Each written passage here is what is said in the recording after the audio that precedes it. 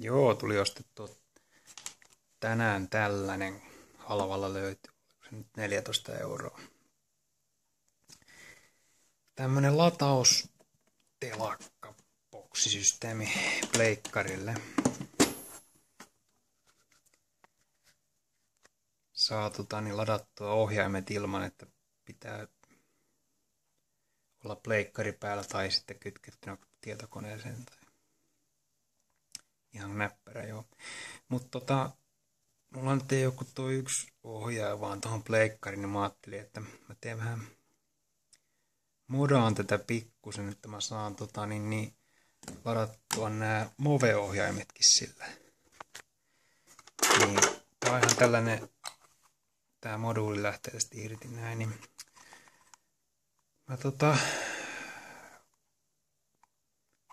juotan tänne, teen tohon jonkun pienen reijän ja pistän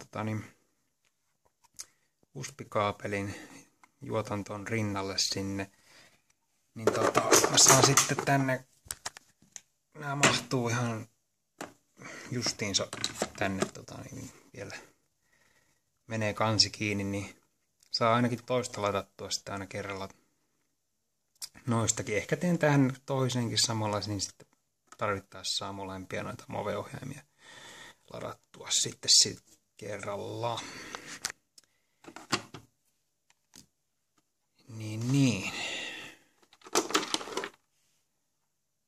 Ja mutta tää osiksi ja ottamaan johto kiinni. Tän näköinen tää on täältä sisältä. Ja tossa mä kuorin jo tommosen johdon päät valmiiksi. Ja ei tässä nyt muuta kuin tohon vaan väriin tinailen ne kiinni. Ja sitten pääsee testaamaan. Ja tällainen sitten nyt tuli. Mä pistin sen johdon tulemaan täältä välistä, niin se ei haittaa sitten, että tällä voi ladata ohjaintakin, niin tulee hyvin täältä alta sitten, niin. Pistää se tonne nyt paikalleen ja laitetaan tosta toi Move-ohjain siihen kiinni ja katsotaan lähteekö se lataa vai menikö hukkaan koko viritelmä.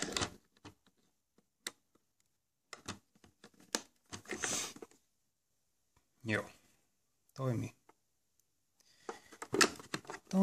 hyvin. Eli tämmönen modi tällä kertaa. Tää on tosiaan ihan näppärä, niin ei tarvii aina olla pleikkari tai tietokone päällä, kun noita latailee. Ja mikäs siinä on, tää ihan siistin näköinen boksikin vielä, että ohjaimet säilyy hyvin täällä. Hyvin tallessa täällä. Mutta joo, tällaista tänään.